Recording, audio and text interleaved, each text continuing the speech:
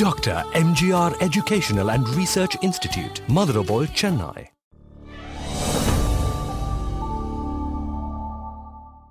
Shooting ஸ்பாட்லேயே முடிஞ்ச அளவுக்கு ஒரு 80% நம்ம அச்சீவ் பண்ணிடுறது தான் எனக்கு தெரிஞ்ச பெட்டர்.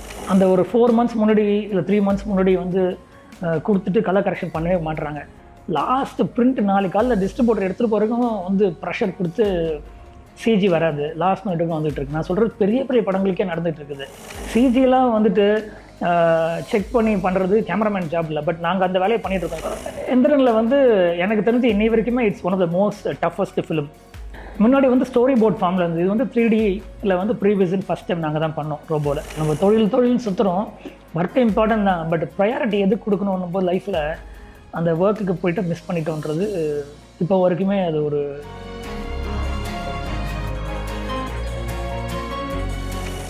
சார். இந்த டிஐன்ற ப்ராசஸ் பற்றின விஷயங்கள் நாங்கள் கேள்விப்படுறோம். சினிமாவில் இப்படி ஒரு விஷயம் இருக்குது அப்படின்றது, இந்த கலர் கிரேடிங். ஸோ அதில் சினிமாட்டோகிராஃபருடைய ஒர்க், அவங்களுடைய கான்ட்ரிபியூஷன் அப்படின்றது எப்படிப்பட்டு என்ன வேலை சார் அப்படின்னா? டிஐன்றது ஒரு மோஸ்ட் இம்பார்ட்டன்ட் ப்ராசஸ். அது வந்து ஒரு ஃபிலிமோட கன்சிஸ்டன்சி, லுக்கு, மற்ற விஷயங்கள்லாம் வந்து கொண்டு வர்றது வந்து டிஐயில். பட் நான் வந்து ஆஸ் அ ஸ்ட்ராங் பிலீவர், நம்ம I told you like black and white ஃபோட்டோகிராஃபிலேருந்து நெகட்டிவ்லேருந்து நம்ம டிஜிட்டல் வந்திருக்கனால ஷூட்டிங் ஸ்பாட்லேயே முடிஞ்ச அளவுக்கு ஒரு 80% நம்ம அச்சீவ் பண்ணிடுறது தான் எனக்கு தெரிஞ்ச பெட்டர். அதுக்கப்புறமா வந்து கன்சிஸ்டன்சி கொஞ்சம் எக்ஸ்ட்ராவாக ஒரு 2 லேயர் ஆஃப் பவர் விண்டோ போட்டு இதை கட் பண்ணுறது, டீப் பண்ணுறது, இதை பிரைட் பண்ணுறது, இந்த மாதிரி விஷயங்கள்லாம் வந்து டிஐயில் பண்ணலாம். பட் டிஐ பண்ணுற கலரிஸ்டோட ஜாபும் ஒரு பெரிய ஜாப். சினிமாவில் வந்து ஐ கேன் சே அங்சங் ஹீரோஸ்ன்னு சொல்லலாம். அவங்களோட ஜாபும் வந்து அவ்வளோ, ஏன்னா நம்ம இவ்வளோ 1000 feet ஒரு 14 reel ஃபுட்டேஜை கொண்டு வந்து கொட்டுறோம். So shot by shot, frame by frame உட்காந்து ஒர்க் பண்ணோம் அப்படின்னும்போது இட்ஸ் அ பிக் ப்ராசஸ். எனக்கு முன்னாடி வந்து கென் மெட்ஸ்கர்னு என்னோட கலரிஸ்ட் இருந்தார். அவர் தான் ஜெகடம், ரோபோலாம் வந்து கலரிஸ்ட், தான் பிரில்லியன்ட் கலரிஸ்ட்டு. அதுக்கப்புறம் கண்டினியூஸாக எனக்கு ரங்கான்ற கலரிஸ்ட்டு தான் செட் ஆனார். அதுக்கப்புறமா ரெகுலராக என்னோட நேனு கடனே, ரங்கஸ்தலம், சைராலாம் அவர் தான் பண்ணார். சென்னையில் தான் இருக்கார். இப்போ நான் பாம்பே போகிற வேலையே இல்லை, சென்னையிலேயே என்னோட வேலை முடிஞ்சிடுது. அண்ட் இன்னொரு முக்கியமான விஷயம், இவங்க 2 பேரை பற்றியும் பேசணும் அப்படின்னா, 2 பேருமே விஎஃப்எக்ஸ் தெரிஞ்ச கலரிஸ்ட், விஎஃப்சிஜி பேஸ் பண்ண கலரிஸ்ட்டு. ஸோ நம்ம பண்ணுற படங்கள் இப்போ எல்லாமே பெரிய பட்ஜெட் படம். இப்போ ரோபோ நான் பண்ணது எல்லாமே 150 crore மேலே, அதுக்கப்புறம் சைரா 250 கோடி, லிங்கா 100 crores மேலே, இந்த மாதிரி பெரிய பட்ஜெட் படம் பண்ணும்போது லாட் ஆஃப் விஎஃப்எக்ஸ் இருக்கும். ஸோ அந்த விஎஃப்எக்ஸ் வந்து கரெக்ட் பண்ணி பிளெண்ட் பண்ணி சீம்லெஸ்ஸாக கொடுக்கறதும் ஒரு கலரிஸ்டோட பங்கு பெருசாக இருக்குன்னு நினைக்கிறேன் நான். அப்புறமா இப்போ ஷூட்டிங் ஸ்பாட்டில் ஒன்று பண்ணுறோம், இங்கே வந்து வேறு ஒன்று பண்ணலாமே இந்த ஃப்ளாஷ்பேக்குக்கு, அந்த மாதிரி விஷயங்கள்லாம் டிஃப்ரெண்ட்டாக ட்ரை பண்ணும்போது அவங்களும் வந்து அந்த கேட்ஜெட்ஸ் டூலில் வந்து ரொம்ப ஸ்ட்ராங்காக இருக்கணும் அண்ட் ஸ்பீடாக இருக்கணும். ஜென்ரலாக செட்டில் நான் ரொம்ப ஃபாஸ்ட்டாக இருப்பேன், டெசிஷன் எடுக்கிறதா இருக்கும், ஒர்க் பண்ணும்போது அந்த ஸ்பீடை தான் நானும் டிஏல எதிர்பார்க்குறேன். ஸோ ஒரு எக்ஸ்பீரியன்ஸ் கலரிஸ்ட்னும் போது வச்சு நோண்டி தேய்ச்சி டைம் வேஸ்ட் பண்ணிட்டு இருந்தாங்கன்னா கஷ்டம். ஏன்னா இப்போ தமிழ் சினிமா, தெலுங்கு சினிமாவில் என்ன பிரச்சனைன்னா, அந்த ஒரு 4 months முன்னாடி இல்லை 3 months முன்னாடி வந்து கொடுத்துட்டு கலர் கரெக்ஷன் பண்ணவே மாட்டுறாங்க. லாஸ்ட் பிரிண்ட் 4 காலில் டிஸ்ட்ரிபியூட்டர் எடுத்துகிட்டு போகிறதுக்கும் வந்து ப்ரெஷர் கொடுத்து சிஜி வராது, லாஸ்ட் மினிட்டுக்கும் வந்துட்டு இருக்கு. நான் சொல்கிறது பெரிய பெரிய படங்களுக்கே நடந்துகிட்டு இருக்குது. நான் உட்காந்து ஜாலியாக பண்ண படம் ரோபோ மட்டும்தான் சிஜியில். ஏன்னா ஷங்கர் சார் அதுக்குன்னு ஒரு டைம் அலோகேட் பண்ணார், விஎஃப்எக்ஸ்க்கு இவ்வளோ, ஐ மீன் டிஐக்கு இவ்வளோ டைம்னு சொல்லி கொடுத்ததுனால இருந்துச்சு. இப்போலாம் வந்து டைம் கொடுக்க ரெடியாக இருக்காங்க, பட் அன்ஃபார்ச்சுனேட்லி ஒரு தீபாவளி, ஒரு பொங்கல் ரிலீஸ் டேட்டு கொடுத்துட்றாங்க. ஸோ அப்போ எடிட் பண்ணி முடிஞ்சு திரும்பியும் சிஜியிலேருந்து வர்றதுக்குள்ளே போதும் ப்ராபப்ளி நம்ம விஎஃப்எக்ஸுக்கும் டிஐக்கும் உள்ள விஷயங்கள் வந்து இன்னும் ஸ்மூத்தன் ஆச்சுன்னா ஃபிலிம் மேக்கிங் குவாலிட்டி, கன்சிஸ்டன்சி வந்து இன்னும் பெட்டராக இம்ப்ரூவ் ஆகும். இல்லைனா இது வந்து சினிமாட்டோகிராஃபர் ஹெட்டேக்கே கிடையாது. சினிமாட்டோகிராஃபர் ஹெட்டேக் வந்து கலர் கரெக்ஷன் பண்ணுறதும், விஷுவலை சீம்லெஸ்ஸாக கொடுக்குறதும், ஒரு மூட் க்ரியேட் பண்ணுறது தான்.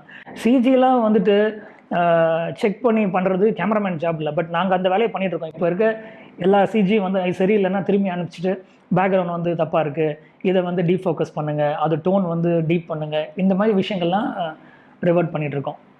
அண்டு டிஐ கூட பார்த்திங்கன்னா நான் வந்து எப்பயுமே அப் டு டேட் ஒரு லேட்டஸ்ட்டாக தான் பண்ணிகிட்ருப்போம்.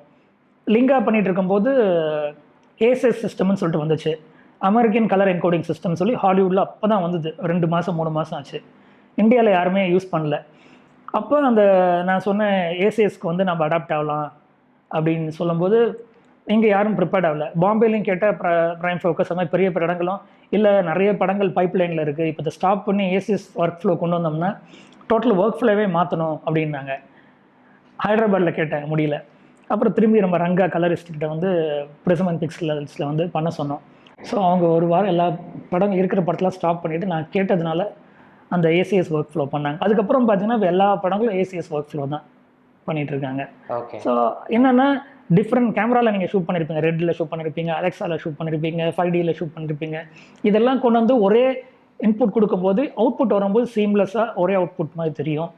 And okay, colour tone overall look feel டெக்னிக்கலாக அந்த ஸ்மூத்னஸ்ஸு க்ரீன்லாம் இல்லாமல் இந்த ஒர்க் ஃப்ளோ இருக்குது. இந்த மாதிரி ஒரு வெர்ஷன் போகும்போதும் நம்ம we have to keep on updating.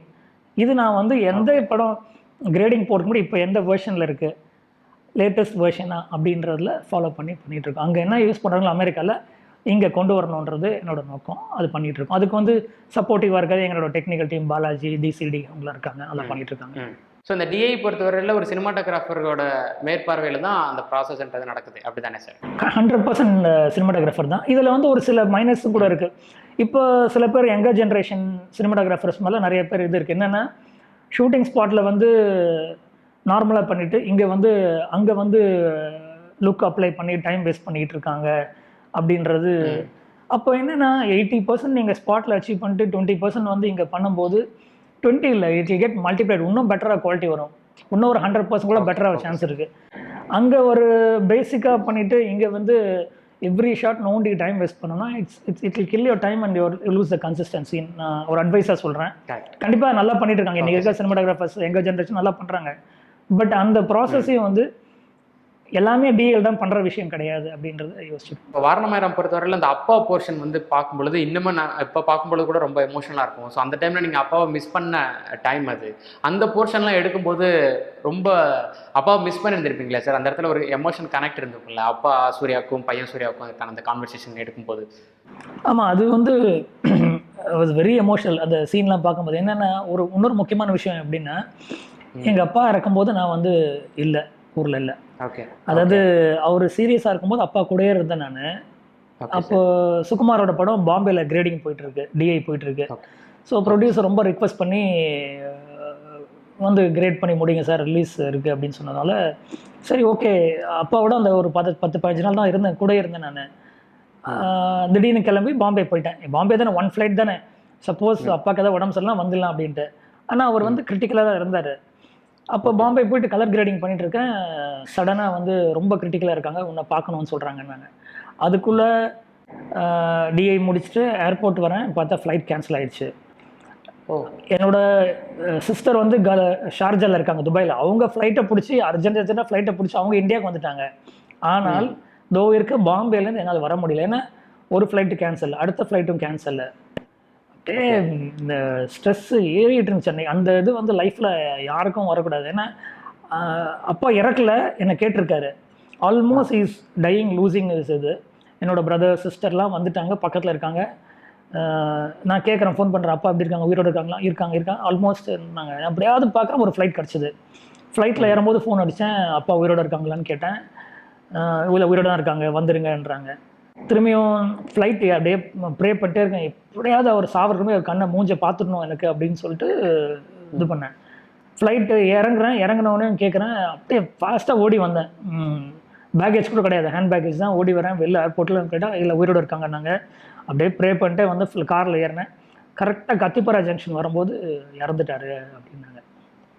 அது வந்து எனக்கு வந்து லைஃப்பில் யாருக்கும் ஐ மீன் அந்த it's very very important moment. அதை லூஸ் பண்ணிட்டேன்னு இப்போ வரைக்குமே அது ஒரு பயங்கர கில்ட்டி ஃபீல் இருக்குது. நம்ம தொழில் சுற்றுறோம், ஒர்க்கு இம்பார்ட்டன்ட் தான், பட் ப்ரையாரிட்டி எதுக்கு கொடுக்கணும் போது லைஃப்பில் அந்த ஒர்க்குக்கு போய்ட்டு மிஸ் பண்ணிட்டோன்றது இப்போ வரைக்குமே அது ஒரு கில்ட்டியாக தான் இருக்குது. அப்பாவுக்கு நான் செய்ய வேண்டிய கடமைகள்லாம் செஞ்சால் கூட, பட் இது வந்து ரொம்ப இம்பார்ட்டண்டான விஷயம் நினைக்கிறேன் நான். அது மிஸ் பண்ணேன். இதே மாதிரி கௌதம் என்னாச்சு, அவங்க அப்பா இறக்கும்போது அவர் வந்து லண்டனில் இருந்தார். ஸோ இந்த கிரிட்டிக்கல் கண்டிஷன் சொல்லி இறக்கும்போது கௌதம் நியூஸ் போகுது.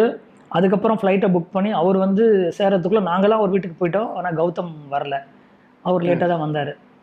ஸோ அப்போது 2 பேரும் பேசும்போது ரொம்ப 2 பேருமே எமோஷ்னலாக அந்த விஷயத்தில் கனெக்ட் ஆனோம். அப்போ was telling, I think all these specimens 2 பேருமே February 24 February 25 all these specimens they miss their parents when they டைன்ற மாதிரி அவர் ஒரு இதை சொன்னார் எனக்கு. பட் ஒரு எமோஷனலான விஷயந்தான் இந்த படம் பண்ணும்போது. It was emotional. எனக்கு இன்னும் ஒரு அப்பாவுக்கு நம்ம திரும்பி செஞ்சுட்டோன்ற மாதிரி ஒரு ஃபீலிங் இருந்துச்சு அந்த படம் பண்ணது.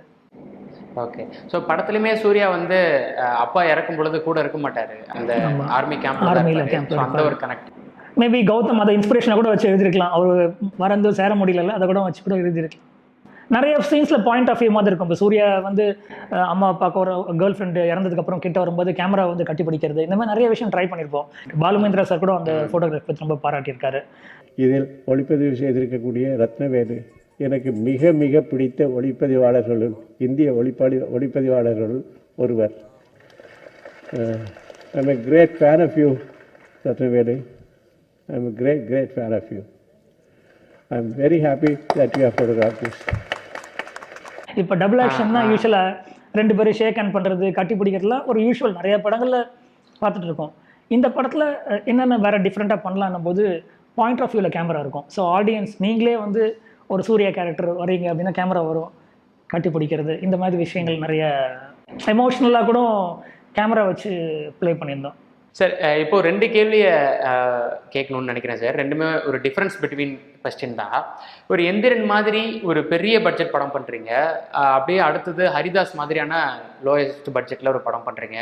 ஸோ அதை எப்படி அக்செப்ட் பண்ணிக்கிறீங்க, எவ்வளவு சவால் அப்படின்றது ஒரு கேள்வி. ஸோ இதோட தொடர்ச்சியாக இப்போ எந்திரன் மாதிரியான படங்களில் ஒரு பெரிய பட்ஜெட்டு டெக்னிக்கலாக படம் ரொம்ப ஸ்ட்ராங்காக இருக்குது அப்படின்னும் போது நீங்கள் ஃபுல்லாக அந்த க்ரீன் மேட்டர் இருக்கணும், உங்களோட விஷுவல் வந்து அந்த ஒரு குறிப்பிட்ட வட்டத்துக்குள்ளே தான் இருக்கும். பட் ஒரு ஹரிதாஸ் மாதிரியோ சேது மாதிரியோ படங்கள் போகும்போது லைவ் லொக்கேஷனில் போகும்போது நீங்கள் ரசித்து சில விஷயங்கள் பண்ணுறதுக்கான ஸ்கோப் இருக்கும். ஸோ இந்த 2 இடத்துலையும் வேலை செய்கிறதுக்கான அந்த அனுபவம் எப்படி இருந்தது சார்? ஃபஸ்ட்டு எந்திரனை பற்றி சொல்கிறேன். எந்திரன் வந்து இந்தியன் சினிமாலே இட்ஸ் பின்னக்கல்னு சொல்லலாம். அன்டவுட்டட்லி இது வந்து பெரிய ஆப்பர்ச்சுனிட்டி எங்கள் எல்லாருக்குமே. I would like to thank Shankar sir for this opportunity. ஏன்னா நம்ம ஊரில் ஒரு சைஃபை பேஸ் பண்ணி ஒரு ஸ்கிரிப்டு அத்தனை வருஷம் மட்டும் எழுதுனது ஒரு பெரிய விஷயம். அது நான் பண்ணுறது வந்து ஒரு பெரிய எனக்கு ஒரு ஆப்பர்ச்சுனிட்டியாக ஃபீல் பண்ணேன் நான். அதுக்கு முன்னாடி ரியலிஸ்டிக்கான விஷயம்லாம் படம் பண்ணி சேது, நந்தா, ஆர்யா இந்த மாதிரி வாரணமாயிரம்லாம் பண்ணிவிட்டு இது வந்து ஒரு பெரிய ஆப்பர்ச்சுனிட்டியாக தான் பார்த்தேன். சங்கர் சார் கூட அதான் டிஸ்கஸ் பண்ணும்போது எப்படி சார் என்னை கேட்கும்போது சொன்னார், இல்லை நீங்கள் வந்து இந்த மாதிரி ரியலிஸ்டிக்கான படம் பண்ணியிருக்கீங்க, நீங்கள் நிறைய ஆட் ஃபிலிம் பண்ணியிருக்கீங்க கேள்விப்பட்டிருக்கேன். ஸோ உங்கள் ஆட் ஃபிலிமோட எக்ஸ்பீரியன்ஸை இந்த ஃபிலிமில் நீங்கள் த்ரோ பண்ணலாம், அதை தான் நான் பார்க்குறேன் அப்படின்னாரு.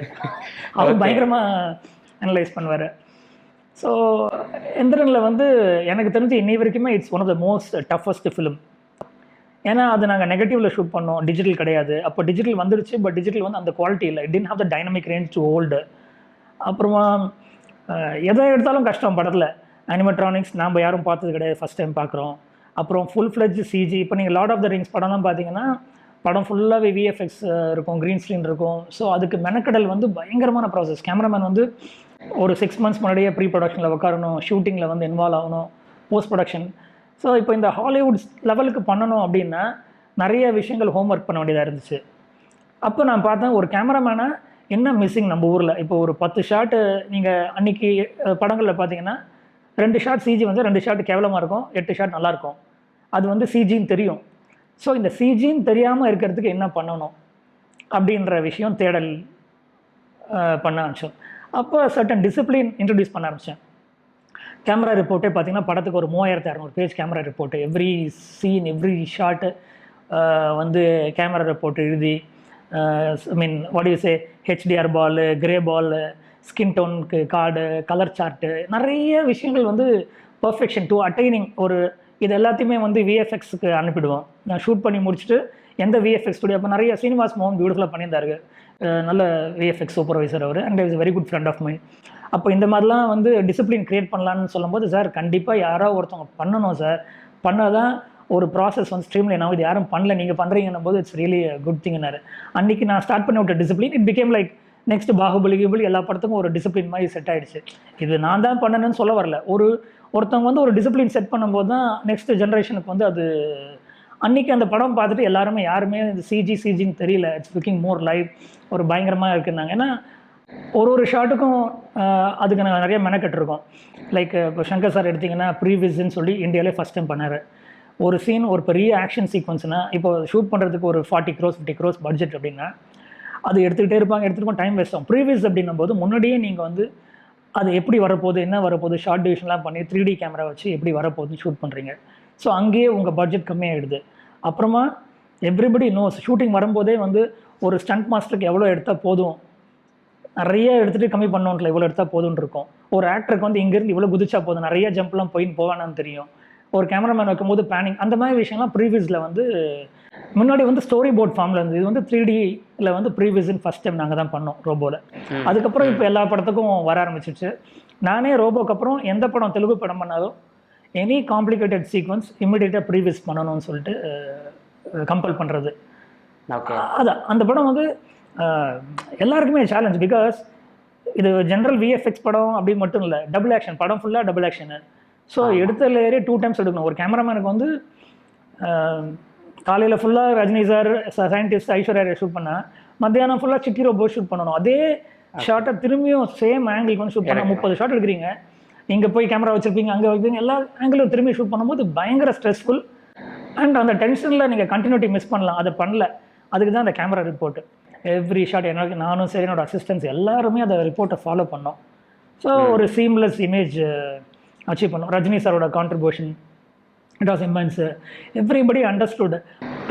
அந்த படத்தில் இன்னொரு பெரிய சேலஞ்ச், சங்கர் சார் கதை சொல்லும்போது, சார் செகண்ட் ஹாஃபில் லாஸ்ட்டு 45-50 நிமிஷத்துக்கு வந்து 100 ரஜினி அப்படின்னாரு. அது சொல்லும்போது பயங்கர இதாகிடுச்சு, எக்ஸைட்டிங் ஆச்சு. ஒரு உள்ளுக்குள்ளே ஒரு சின்ன டென்ஷனும் கிரியேட் ஆகும்ல.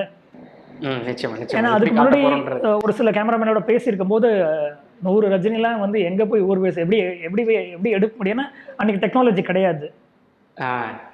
ஸோ என்கிட்ட கதை சொல்லி முடிச்சோன்னா எப்படின்னு கேட்டார். சார் சூப்பராக இருக்குது சார் ஐடியா. அந்த 100 ரஜினிலாம் வந்து 2 ரஜினி பார்க்குறதுக்கே ஜனங்க தேட்டரில் குதிப்பாங்க. 100 ரஜினின்னும் போது அந்த எக்ஸைட்மெண்ட்டு, அந்த ஃபீலு, அப்புறமா இட்ஸ் மோர் ஃபியூச்சரிஸ்டிக். அந்த அந்த அந்த அந்த ஆக்ஷன் சீக்வன்ஸே பார்த்தீங்கன்னா மோர் ஆஃப் இது. அப்போ சங்கர் சார் அவங்க பாராட்டினார். இது வந்து மிரண்டு போகாமல், சார் பண்ணலாம் சார், ஜாலியாக பண்ணலான்னு சொன்னீங்க பார்த்தீங்களா, அதுதான் அப்படின்னு சொல்லிட்டு வி ஸ்டார்டட். அப்போ இதை வந்து எப்படி ஷூட் பண்ணணும், மோஷன் கண்ட்ரோல் வச்சா, இல்லை மல்டிபிள் லேயர் காம்போசிட்டிங்கா, இல்லை வந்து குளோனிங்கா, இல்லை என்ன அப்படின்ற மாஸ்க் போட்டு ஷூட் பண்ணுறோமா. அப்போ ஹெட்டெல்லாம் பிரேக் பண்ணி lot of brains join together அந்த மாதிரி விஷயம் நடந்துச்சு. ஸோ இது வந்து technically very training and very complicated film. Even post production எடுத்திங்கன்னா, ஈவன் நான் சொல்கிறது டிஐ கூட அப்படியே ஹாங்காங்லேருந்து ஃபுட்டேஜ் வரும், சைனாலேருந்து வரும், அதுக்கப்புறமா இங்கே அமெரிக்காலேருந்து ஃபுட்டேஜ் வரும், பல சிஜி ஹவுசஸ்லேருந்து அந்த ஃபுட்டேஜ் வரும்.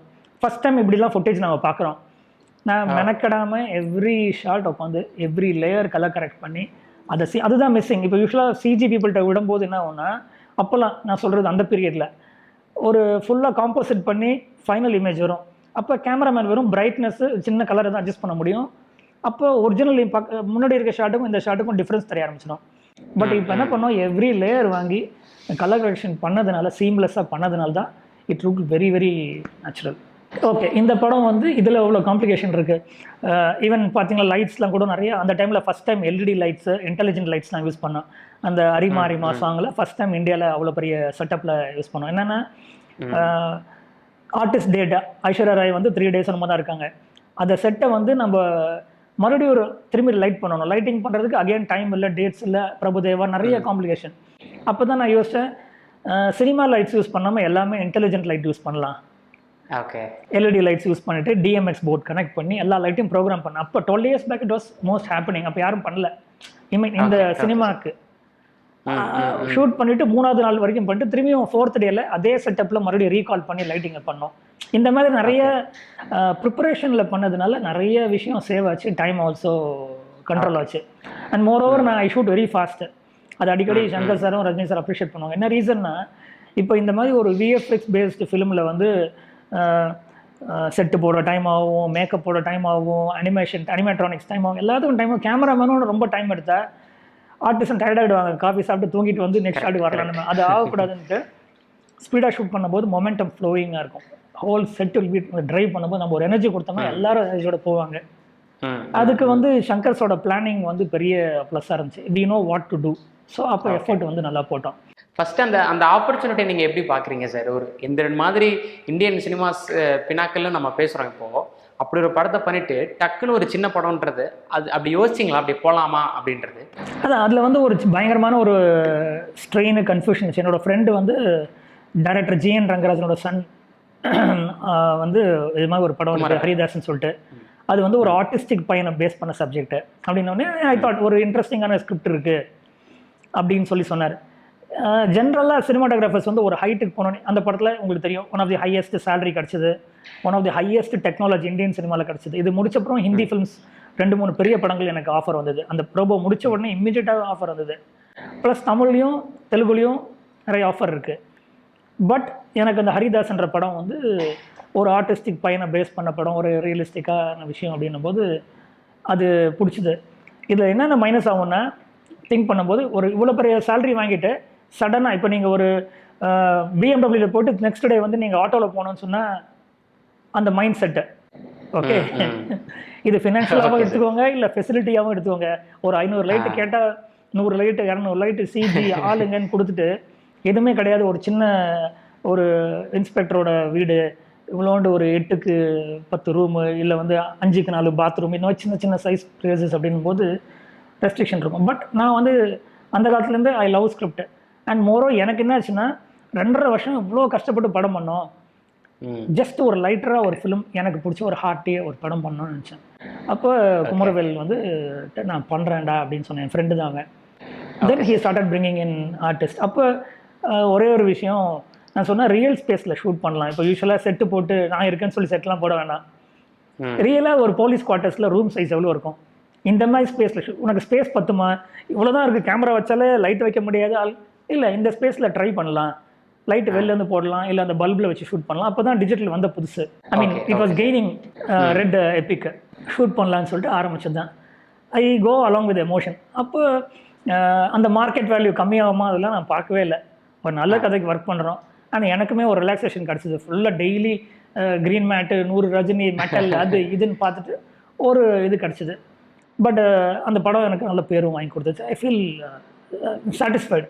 ஸோ இட்ஸ் லைக் என்ன சொல்கிறது, பயங்கரமாக ஒர்க் பண்ணிட்டு ஒரு ரிலாக்ஸிங் ஒன்று பண்ணும்போது இட் கிவ்ஸ் யூ.